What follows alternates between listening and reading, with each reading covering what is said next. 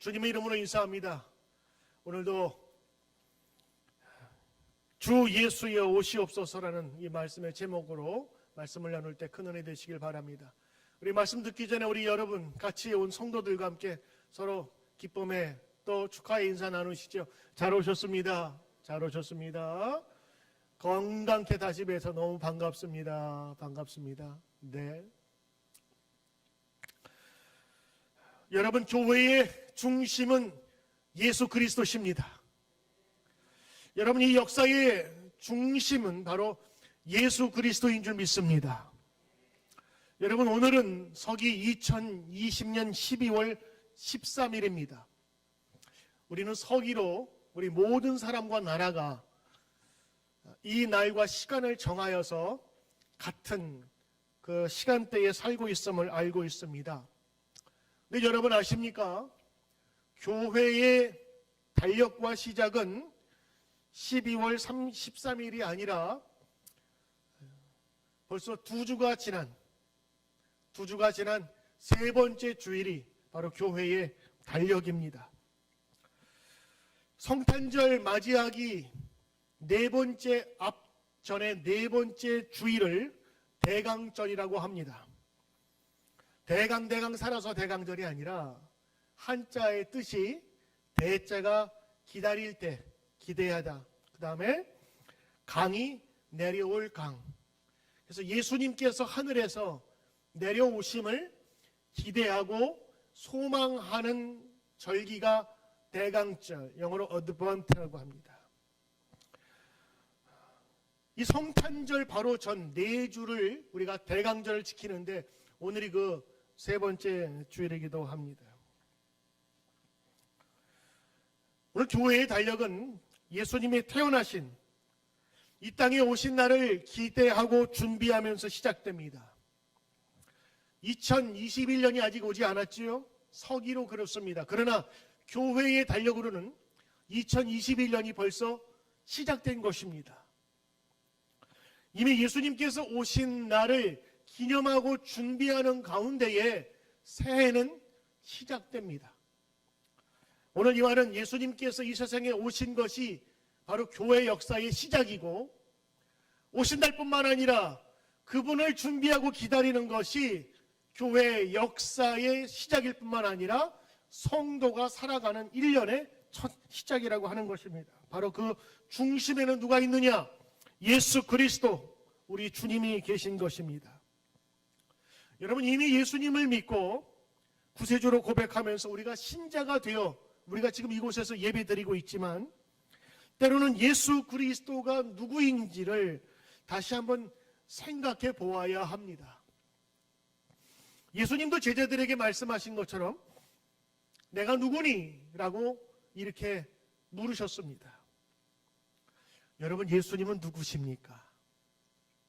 아마 여러분에게 종이를 나눠주고 한번 적어보십시오 라고 한다면 크기와 또 길이의 문장에 있어서 아마 다 표현들이 다를걸요? 과연 예수님 누구시길래 예수님은 직접 내가 누구냐고 제자들에게 물어봤을까요? 그리고 왜 여러분은 예수님을 믿고 계십니까? 왜 여러분은 이 코로나 기간에도 이 예배드리는 것을 정말 생명처럼 다하면서 이곳에 오셔서 예배드리십니까? 가장 원초적이고 기본적인 단순한 질문 같지만 이 질문의 답은 바로 오늘의 나를 있게 하고 오늘의 여러분을 있게 하는 것이기에 아주 중요한 질문이요 해답일 수 있습니다. 여러분, 왜 예수님이십니까? 왜 예수를 믿어야 합니까? 왜 예수님의 오심을 기대해야 합니까? 오늘 본문 말씀 보면 예수님께서 제자들과 이 빌립보 지방에 가셨을 때에 제자들에게 아무런 예고 없이 그냥 물으십니다. 너희는 날 누구라 하느냐? 3년 동안 매일 함께 지내왔던 예수님께서 갑자기 이런 질문을 한다는 것은 제자들에게는 좀 당황스러울지 모르겠어요. 왜냐? 때로는 이 질문은 굉장히 심각한 질문이 될 수 있거든요. 때로는 예수님을 제대로 모시지 못한 제자들에 대한 책망성 질문일 수도 있는 거예요. 어느 날 제 아버지께서 저한테 아들아 내가 누구냐라고 저한테 물어본다면 아니 아버지 호적에도 아버지로 돼 있고 주민등록상에도 아버지로 돼 있는데 아버지죠 라고 얘기하는 것이 당연하겠지만 그 당연한 것을 왜 물어보실까? 의도가 있지 않겠어요? 아마 그것은 제가 아버지를 아버지답게 대해드리지 못했기 때문일 것입니다. 한국에서 활동하는 개그맨이 아들과의 관계 속에서 일어난 일을 이렇게 얘기했습니다. 그 개그맨에게는 아들이 한 명 있었는데 그 아들에게 친구와 같은 아빠가 되고 싶었어요. 그래서 그 아들에게 이렇게 얘기했습니다. 야, 아빠를 두려워하지 말고 친구처럼 생각하고 편하게 해라. 그리고 그렇게 일러주고 둘은 스스럼 없이 지내고 있었던 것 같습니다. 근데 어느 날 아들이 그 자기 자신한테 너무 버릇없게 대하는 것을 보고 자기도 모르게 이렇게 한마디 했답니다. 야, 내가 네 친구냐?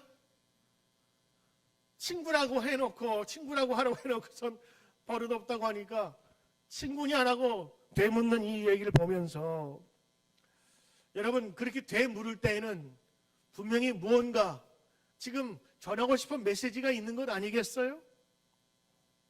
아버지가 아무리 친구같이 대해준다 할지라도 자신이 대하는 분이 아버지라는 것을 잊어버리면 그 관계에 문제가 생길 수가 있는 것이에요. 상대방이 누구인지 알 때에 그 사람을 이해할 수 있고 그에 따른 바른 관계를 맺을 수 있지 않겠습니까? 오늘 예수님께서 갑자기 물어보십니다. 너희는 나를 누구라 생각하느냐? 내가 누구니? 오늘 예수님께서 이 갑작스럽게 질문을 하실 때에는 반드시 그들이 알아야 할 예수님의 존재에 대한 분명한 메시지가 있었을 것입니다. 왜냐? 앞으로 예수님 십자가에 달려 돌아가시고 하늘로 올라가시면 제자들 혼자 덩그러니 남아야 되는데 그때에 너희가 함께 섬기고 믿었던 스승에 대한 올바른 이해가 없다면 제자들도 흩어지지 않겠어요? 예수님께서 앞으로 생길 일은 사람들을 위한 구원하시기 위한 십자가와 부활인데 제자들이 어느 날 갑자기 없어진 예수를 생각하면서 이전에 죽었던 십자가에서 죽었던 그 사람들과 동일시하면서 예수님 정치범으로 죽었다고 생각한다면 아마 그들은 제자의 자격이 없을 것입니다. 만약 예수님이 어떠한 분이심을 알지 못한다면 제자들조차 예수님의 고난과 십자가를 이해하지 못하면 예수님의 죽음이 헛된 죽음이 될 수밖에 없기에 예수님께서는 자신이 누구인지를 알기 원하셨던 건 내가 누구게? 너희는 나를 누구라고 생각하느냐? 오늘 이 질문은 제자들만이 아니라 오늘 여러분에게 던지는 메시지로 받으셔야 합니다. 왜냐? 교회를 다니면서도 예수님이 누구인지를 모르는 사람이 많아요. 교회를 다니면서도 예배를 드리면서도 주 예수 그리스도가 나에게 어떤 존재인지를 모르시는 분들이 있어요. 예수님은 자신의 고난과 죽음이 있기 전에 제자들에게 자신이 누구인지 분명히 말씀해 주심으로 예수님이 당하는 십자가와 고난의 의미 그리고 부활의 의미를 다시 한번 새겨주길 원했던 것입니다. 그러므로 여러분 성탄을 맞이하기 전 지금 한 10일 정도 남았는데 우리 성도들은 과연 그 예수님을 어떤 예수님으로 기억하고 알아야 하고 준비하고 맞이해야 할까요? 그냥 2000년 전에 오셨던 한 이스라엘 땅의 어린 아기로서 그냥 평화의 왕이라고 하는 그 예수님을 그냥 그대로 맞이해야 될까요? 오늘 때로는 혼란하고 때로는 정리되지 않는 우리의 마음속에 예수님을 기대할 때에 우리는 이런 예수님을 기대하고 소망한다라는 예수님에 대한 분명한 이해가 우리 가운데 있어야 합니다. 그렇습니다. 그럴 때 우리는 예수님을 소망하며 기다릴 수 있는 겁니다. 왜 우리가 예수님을 기대하며 바라야 할까요? 첫째는 예수님께서 이 땅에 오신 이유는 여러분 성도 한 사람 한 사람 한 사람의 죄를 사해 주기 위해 오신 것입니다. 죄를 사해 주시기 위해서 오신 것입니다. 죄 용서를 위해 오신 것입니다. 이것이 가장 큰 목적입니다. 예수님께서 이 세상에 오실 때 평화의 사절단으로 혹은 왕의 왕으로, 그건 다 그분이 이 세상에 오신 일을 나중에 생각하니까 너무 위대해서 붙인 칭호지, 원래 그 목적이 아니, 원래의 목적은 이 세상의 죄의 용서를 선포하기 위해서 오신 것입니다. 그것은 하나님 아버지의 뜻이기도 했습니다. 여러분, 우리는 자본주의 사회에 아주 익숙합니다.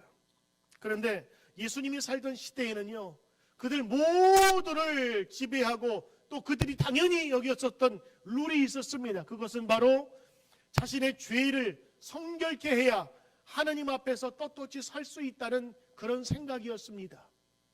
그래서 그들이 제사, 지금의 예배를 드릴 때에 반드시 그들이 준비해야 될 것은 양이나 소 혹은 그 다음에 염소 같은 것을 준비했습니다.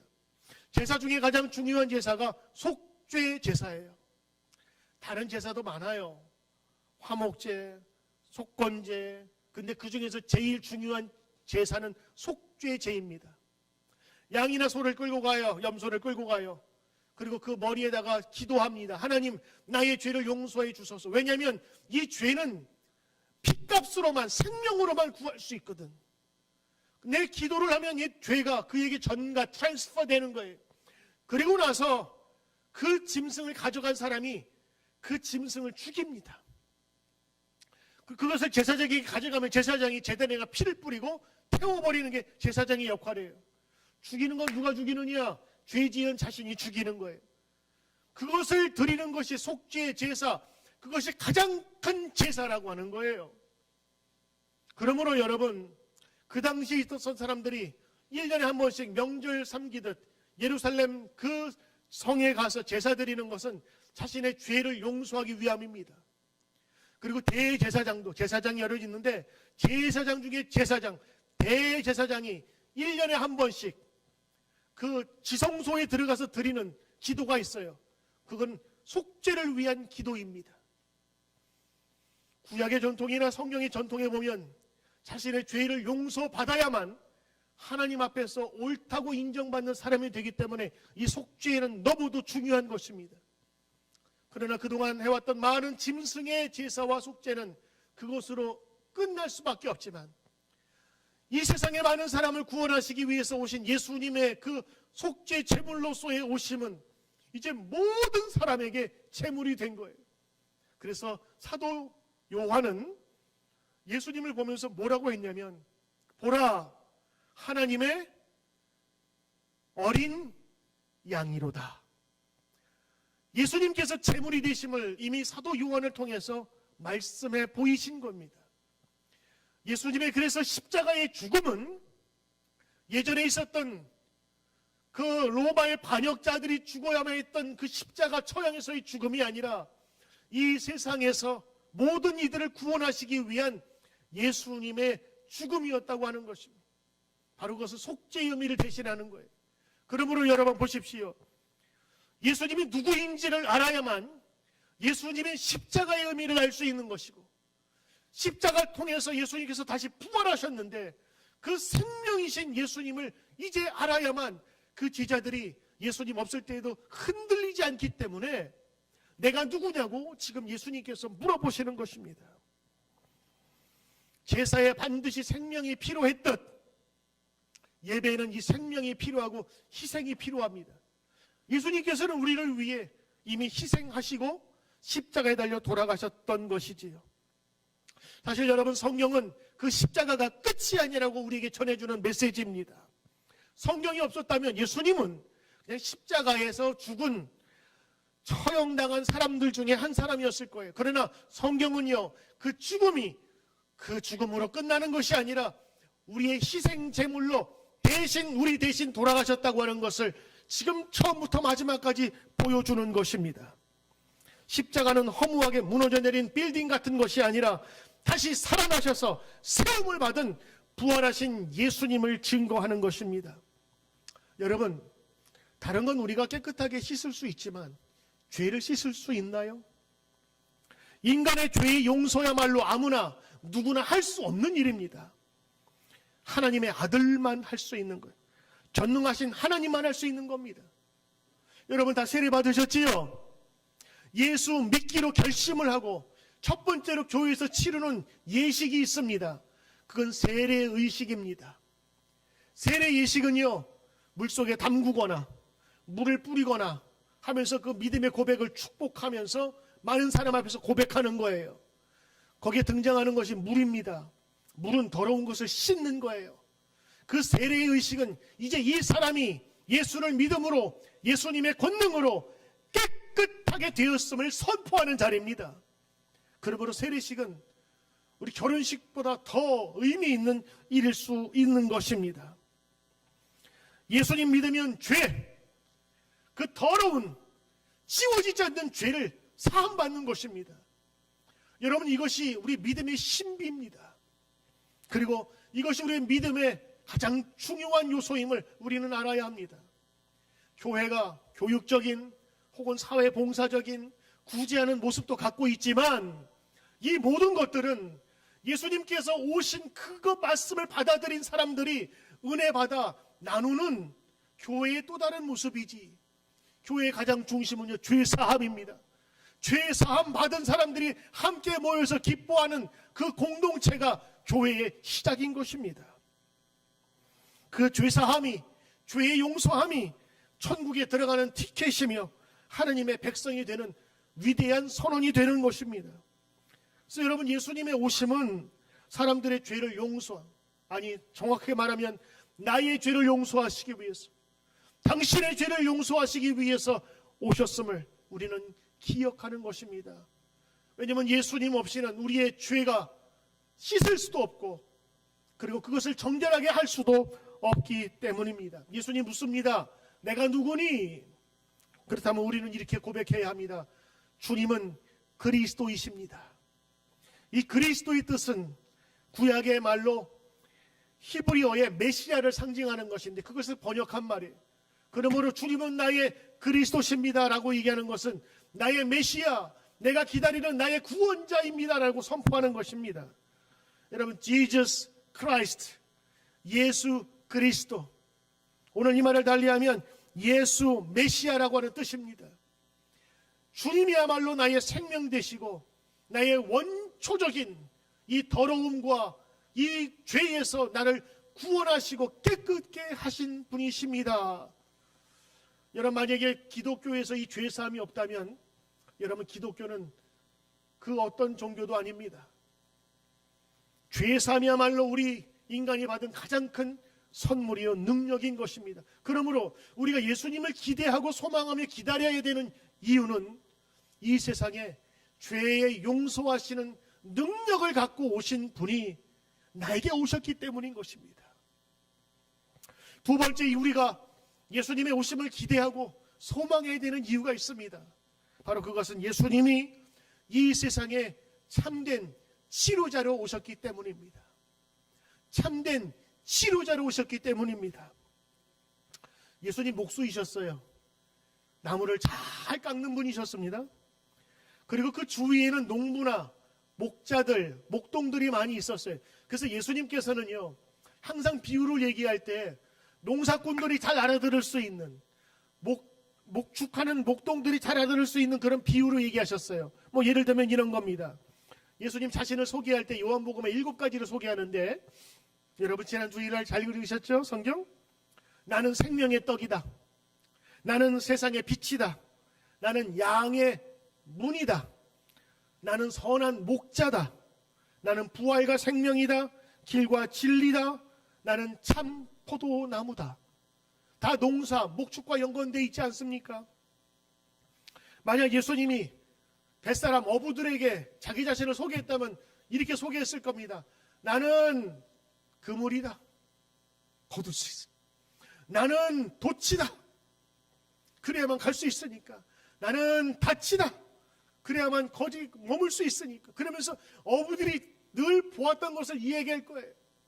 만약 예수님께서 지금 오늘 우리가 살고 있는 시대에 나타나셔서 자기 자신을 드러낼 때 뭐라고 말씀하실까? 저는 이렇게 말씀하실 것 같아요. I am the vaccine. 나는 백신이다. 여러분, 요즘만큼 백신이 귀하고 필요한 때가 어디 있어요? 지금 코로나 때문에 나라가 다 막히고 지금 다음 주부터 뭐 클로즈 된다고 제가 소식을 들었는데 이것도 어려워지는 이런 모든 과정들이 지금 왜 그러고 있어요? 백신이 없으니까 그런 거 아니겠어요? 백신만 있으면 코로나도요 지나가는 감기와 똑같아요. 근데 약이 없는 거예요. 근데 오늘 예수님께서 이렇게 말씀하실 것 같아. I am the vaccine. 그 백신이야말로 모든 질병들을 다 죽이고 완치시킬 수 있는 능력이기 때문인 것입니다. 그렇습니다. 예수님 시대에 이렇게 얘기했어요. 나는 선한 목자다. 그 목자 한 명이 수백 마리의 양을 이끌 수 있는 능력이 있거든요. 나는 생명의 빛이다. 빛이 곧 생명이요 능력이거든요.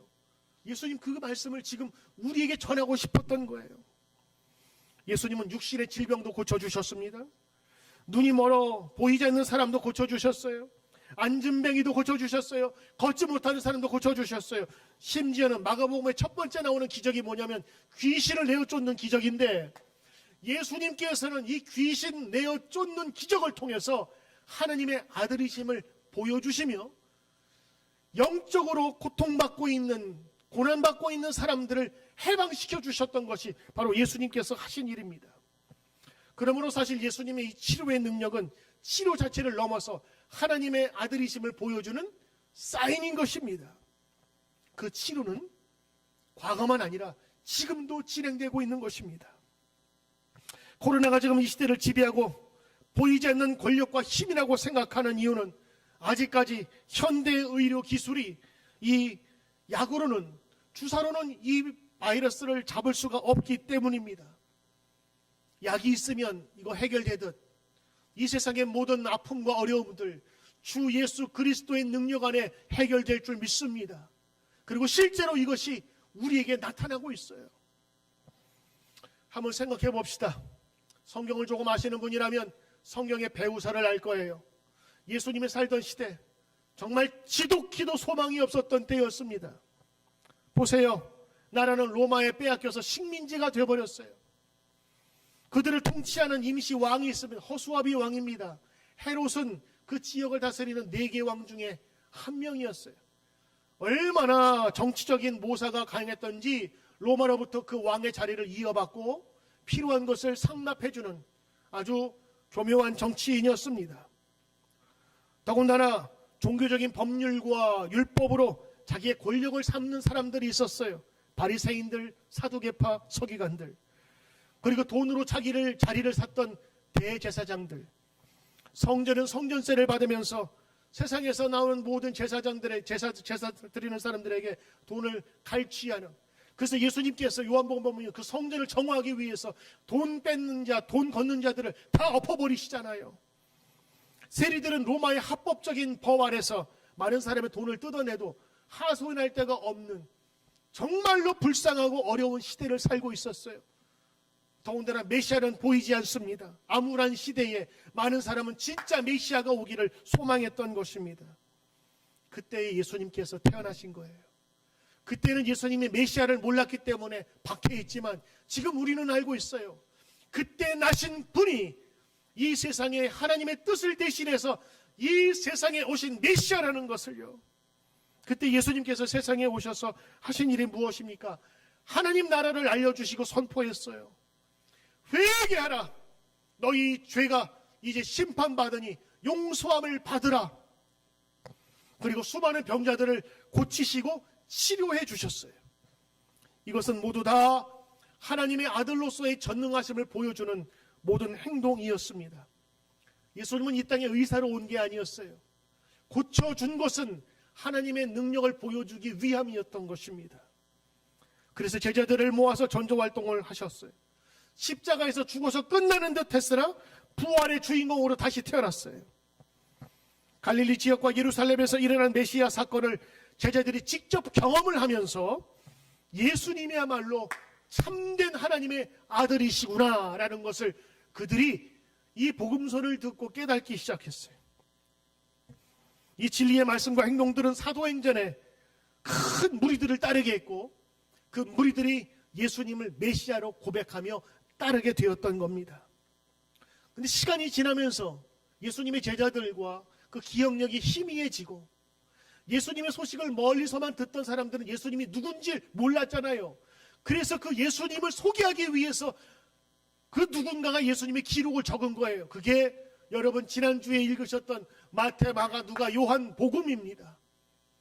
마태가 쓴 유대인들을 위한 예수님의 소개서가 마태복음, 이방인들을 위한 예수님의 소개서가 마가복음, 그리고 예수님이 돌아가신 이후에 한 70년 지난 즈음에 아주 오래된 이후에 사도 요한이 너무도 이단들이 많은 그 세상 속에서 예수님을 전하기 위해서 쓴 예수님의 소개가 요한복음. 그래서 여러분, 왜 성경에 4개의 복음서가 필요합니까? 이거는 시대와 그것을 읽는 사람과 그 당시에 요청이 달랐기 때문에 그곳에 4개의 복음서를 집어넣은 거예요. 이 모두가 예수님은 누구신가에 대한 소개인 것입니다. 오늘 예수님 물어보죠. 너희는 나를 누구라느냐?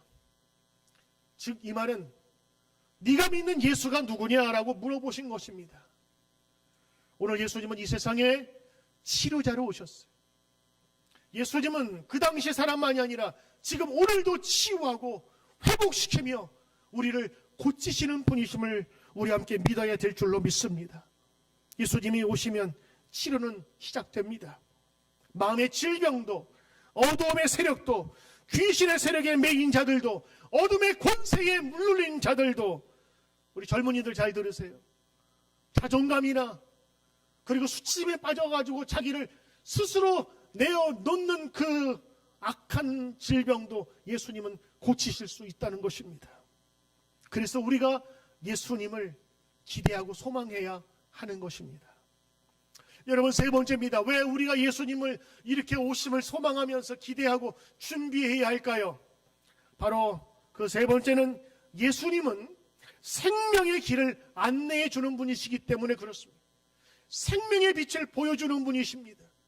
생명의 빛을 우리에게 알려주신 분이기 때문에 그렇습니다. 예수님은 인생의 죽음과 인생의 인간의 갈증을 해결해 주시는 분이십니다. 유명한 그 정신과 의사 프로이드는 인간을 사랑의 갈증을 느끼며 산다고 사랑을 중심으로 인간의 모든 문제를 풀었습니다. 그의 제자 칼 융은 인간은 평화와 안정의 갈증을 느낀다 하면서 인간의 안정에 대한 그 욕구를 가지고 자기의 모든 정신적인 문제를 풀었어요. 아돌이라는 심리학자는 인간이 유명하게 되고 싶고 영향력 있는 사람이 되고 싶은 갈증을 안고 자기 그 욕구 실현을 가지고 그 심리학적인 것을 주제로 풀었어요. 인간의 문제가 거기 있다고 본 거예요. 많은 사람이 인간의 진리에 대해서 가르치고 있지만 어느 하나 딱 부러지게 우리에게 시원하게 이야기하는 것이 없습니다. 그러나 성경은 달라요. 예수님은 이렇게 자기 자신을 소개합니다. 나는 길이요 진리요 생명이다. 나는 세상의 빛이다. 나는 부활이요 생명이다. 이렇게 명쾌하게 이야기하시는 분이 세상에 어디 있습니까? 이 이야기를 할 수 있는 분은 예수님밖에 없어요. 그래서 예수님을 알게 되면 갈 길이 보이게 되는 거예요. 예수님을 알게 되면 인생의 삶이 밝히 드러나게 되는 거예요. 인생에 주어진 하나님의 뜻을 알게 되는 것입니다. 이 갈증을 느끼는 사람들 가운데 예수님이 뭐라고 말씀하시는고 하니 나는 생명수다. 나는 애비양이야. 나는 생명의 떡이야. 그것뿐만 아니라 나는 부활이요 생명이라고 주님께서 말씀하고 계신 거예요. 임종을 앞둔 마지막 죽음을 눈앞에 둔 사람들에게 죽음의 공포는 무섭고 두려운 것입니다. 공포에 쩔어서 쩔쩔매는 사람을 볼 수 있습니다. 그런 사람에게 예수님을 소개하고 때로는 예수 믿지 않는 사람에게 병상에서 세례를 베푸는 것이죠. 그리고 믿음을 소개하면요, 그 믿음을 진심으로 받아들인 사람은 정말 천사같이 얼굴이 변합니다. 왜냐? 죄의 문제를 해결할 수 있는 사람은 어느 누구에게도 할 수 없는 일이며 그 길은 오로지 예수 그리스도만 가능한 것이기 때문에 그렇습니다. 2020년 얼마 안 됐지요? 8월 15일 넉 달 전에 JYP 대표, 음악 프로듀서, 한국의 유명 가수인 박진영 씨가 책 한 권을 썼습니다. 제목은 무엇을 위해 살죠? 라는 것입니다. 유명인의 책답게 출간 동시에 주요 인터넷 서점 에세이 부분에서 베스트셀러 상위에 오르는 등 화제를 불러 모았습니다. 이 책은 박진영 씨가 학창시절, 가수 생활, JYP 엔터테인먼트 설립, 결혼, 이혼, 미국 진출, 자기 삶에 대한 궤적을 소개하고 있습니다. 주목할 것은요, 이 사람의 책의 3분의 2 뒷부분이 수없이 많은 성경 구절과 기독교 신앙에 관한 박 씨의 신앙 간증으로 채워져 있다는 것입니다. 그녀는 정말 예뻤어. Nobody, nobody but. 여러분 노래 기억하세요? 저는 박신영 씨와 같은 세대를 산 사람이에요. 그래서 그가 처음에 가수하면서 또 회사를 채우고 자기 이름 JYP거든요. 그래서 그 회사가 성장하는 걸 제가 다 많이 봤다고요. 유명 가수니까. 그리고 그가 인터뷰하고 그다음에 토크쇼에 나오는 거 저 많이 봤어요. 그 사람은요, 젊었을 때 해보고 싶은 거 다 해본 사람이에요. 젊었을 때 가지고 싶은 거 다 가져본 사람이었어요. 그런데 그는 그의 곡에서, 자기가 쓴 자작곡에서 이렇게 얘기합니다. 나 해볼 거 다 해봤어. 그런데 술 취해서 아침에 일어나면 왠지 공허하고 허탈한 마음 그지없네. 과연 나는 무엇을 향해서 살아야 되지라는 그런 물음들이 있어서 참 진정성이 있어 보였어요. 그는 방송에 나올 때마다 자기는 어떤 신도 믿지 않는다고 얘기했어요. 그는 철저한 무신론자였습니다. 그는요, 지금 세계 엔터테인먼트 시장에서 아주 유명한 사람입니다. 지금 일본까지 진출해서 일본에서 아주 히트하고 있는 지금 걸그룹 멤버들을 만들고 가장 핫한 아이템을 만들고 있는 정말 청년들의 워너비예요. 어떤 사람은 박진영 비서가 돼서 평생을 일하고 싶다라고 할 정도까지 유명한 사람입니다. 그가 나오는 프로그램 방송 대박을 칩니다. 세상에서 할 수 있는 것, 가져볼 수 있는 것 다 가져보았다고. 그러나 인생의 허무함과 허탈함은 씻을 수가 없다는 그는 철저한 무신론자였어요. 그런데 여러분 넉 달 전에 이 책을 나온 거예요. 나는 책은 지금 보지 못했지만 이 소개를 보면서 나는 깜짝 놀랐어요. 야, 그는 인생이 무엇인지 참된 진리인지를 알아본 그가 얻은 대답이 바로 이 책이라고 하는 것입니다. 그는 이렇게 썼어요. 서두의 10쪽에서 나는 성경 안에서 답을 찾은 후 더 이상 왜 사느냐라는 질문에 머뭇거리지 않게 되었다. 그 답은 내 인생의 닻이 되었고 내 열정의 근원이 되었다. 이 책이 허무하고 쓸쓸하고 외롭고 불안하고 두렵고 우울한 누구에게, 그리고 무엇보다 삶을 포기하려고 자살하고 하려는 그 누군가에게 살아야 할 명확한 이유를 줄 수 있기를 간절히 바란다. 서두에 썼어요. 그리고 이렇게 소개합니다. 여러분 힘든가요? 외로운가요? 쓸쓸한가요? 허무한가요? 공허한가요? 불안한가요? 두려운가요? 아니면 혹시 과거의 어떤 그 일이 여러분을 놓아주지 않고 괴롭히고 있나요? 위의 질문 중에 하나라도 네라고 대답하시는 분들을 위해 난 이 책을 쓰게 되었다. 이 책은 그의 50년 마지막 종지부를 찍는 그런 결론과도 같은, 돌고 돌아서 결국엔 자기가 진리에 섰다고 하는 마지막 고백인 거예요. 그는 미국 진출 실패했어요. 결혼도 실패해봤어요. 이혼했어요. 어려서부터 꿈꿔왔던 완벽한 사랑에 있어서 철저한 실패를 맛보았다고 합니다. 탄탄대로를 걸어왔던 그가 마흔이 넘어서야 비로소 뒤늦은 사춘기를 경험했다고 합니다. 그리고 이렇게 썼습니다. 나는 뭘 위해 살아야 할까? 나는 왜 태어났을까? 날 누가 왜 만들고 건가? 고민하던 중 성경을 읽기 시작했다. 나는 2010년부터 2년간 매일 10시간씩 성경을 붙들고 집요하게 파고들었다. 성경에 관한 많은 자료와 해석을 찾아보고 다양한 목회자들을 만나 이야기를 나눴다. 심지어 성경 예언, 그 예언이 유대 역사를 어떻게 만들었는지를 보기 위해서 2012년 9월 직접 예루살렘으로 자비로 떠나 현지 답사하고 유태교 랍비한테 배우기도 했다. 결과적으로 그는 나는 성경을 진리로 받아들이고 말씀대로 살아가기로 결심했다. 여러분, 저도 이 책 읽어보고 싶어요. 인생의 의미를 뒤늦게 발견한 사람, 그리고 그 기쁨으로 가득 찬 마지막 이 고백을 저도 한번 보고 싶습니다. 그리고 246쪽 책의 마지막에 이렇게 썼어요. 책 마지막에 밝히는 무엇을 위해 살지요? 라는 답에 박진영 씨는 이렇게 대답했습니다. 죽기 전까지 한 명이라도 더 천국에 보내는 것. 난 이 얘기를 듣고 이 사람이 정말 박진영이 맞나 싶을 정도로 그가 변했어요. 또 하나, 오늘 이 책을 소개를 보면서 주님의 말씀은 이 지독한 무신론자도 인생을 무의미 깊게 보았던 이 허무주의자도 바꾸는 능력이 있구나. 할렐루야. 그렇습니다. 예수님은 참된 생명의 길을 알려주는 분입니다.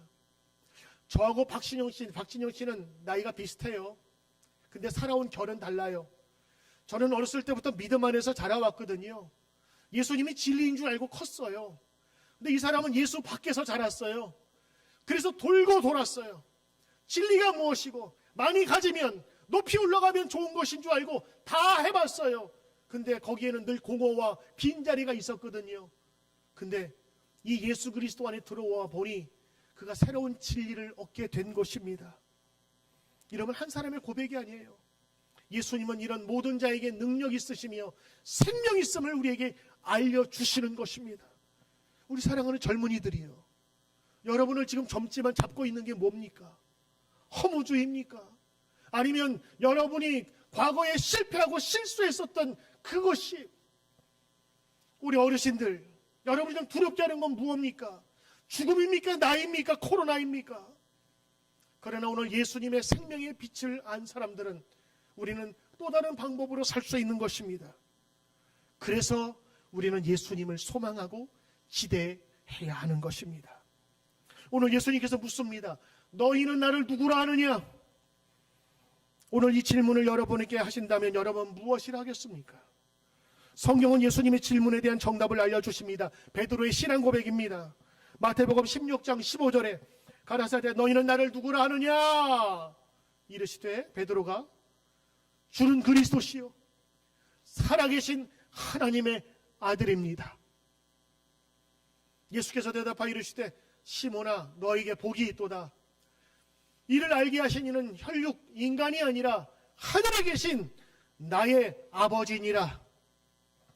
오늘 주님께서 말씀하십니다. 그를 축복하셨어요. 왜? 예수님이 하나님의 아들로서 이 땅에 오신 우리의 죄를 사하시기 위해서, 우리를 고치시기 위해서, 그리고 우리를 생명의 길로 인도하시기 위해 오신 분이심을 그가 고백했기 때문인 것입니다. 그러므로 여러분, 우리도 예수님의 이 질문에 우리는 당당히 고백해야 합니다. 주는 그리스도 메시아, 하나님께서 보내신 나의 죄를 씻으셔서 천국으로 인도하시는 그 주님인 줄 내가 믿습니다. 나를 고치시는 분이심을 믿습니다. 나의 생명이 되심을 믿습니다. 여러분, 이렇게 고백할 수 있어야 되는 것입니다. 서두에 말씀드린 대로 예수님은 역사의 중심에 서 있는 분입니다. 왠 줄 아십니까? 올해가 서기 2020년입니다. 이 2020년은 무슨 뜻이냐? 예수님이 태어나신 날부터 2020년 지났다고 하는 겁니다. 예수님이 태어나신 그 전의 역사를 뭐라 그래요? BC라고 합니다. BC가 뭐예요? Before Christ. 예수 전의 역사예요. 그러므로 예수가 태어난 날부터 또 다른 역사가 시작하는 거예요. 그게 뭐예요? AD, 아노 도미니. 이건 라틴어인데 이 뜻은 뭐냐? 주님께서 태어나신 날, 주님의 날이라는 뜻이에요. 여러분, 세계 역사도 예수님께서 태어나신 날 전후와 그 후가 구분되는 것입니다. 히스토리, 역사지요. 하나하나 밟아 나온 계단입니다. 사실 그 뜻을 보면 his, 그분의 story, 그분의 역사가 바로 히스토리인 거예요. 예수님은 역사의 중심일 뿐만 아니라 우리의 믿음의 중심입니다. 교회의 중심인 거예요. 요한복음 13장 1절에 6월절에 예수께서 자기가 세상을 떠나 아버지께로 돌아가실 때가 이른 줄 알고 세상에 있는 사람들을 사랑하시되 끝까지 사랑하시느니라. 이게 예수님의 마음이셨어요. 이 세상을, 아니 더 정확하게는 나를, 더 정확하게는 당신을 끝까지 사랑하신 분이 바로 예수님이신 것입니다. 예수님은 아직 인생의 의미와 왜 태어났는지 무엇을 해야 하는지를 모르는 사람에게 생명의 빛을 주시는 분이십니다. 그러므로 여러분, 우리가 예수 믿었다고 하는 것은 우리 인생에 있어서 가장 큰 축복을 받은 거예요. 이 예수님이 없었다면 우리는 그 높은 자리에 가서도 그 무엇을 갖더라도 인생의 공허함은 해결할 수 없기 때문인 것입니다. 사랑하는 여러분, 예수께서 오실 때 많은 사람들이 메시아를 찾았던 것처럼 지금도 예수님을 찾아야 합니다. 그 예수님은 지금도 우리에게 묻습니다. 너희는 나를 누구로 하느냐? 주는 그리스도시요, 나의 죄를 사하시는 분이요, 우리를 치료하시는 분이요, 나를 생명으로 이끄시는 나의 구세주이십니다. 기도하겠습니다. 살아계셔서 역사하시는 하나님, 우리에게 생명의 주님을 보내주셔서 감사합니다. 주님이 계셔서 생명의 길을 알게 하시니 감사합니다. 오늘 이 코로나 시대에 살고 있지만 분명한 것은 오히려 더 기본에 돌아가야 하며 예수 그리스도가 우리에게 생명임을, 부활의 능력임을 다시 한번 알게 하옵소서. 예수님의 이름으로 기도드리옵나이다. 아멘.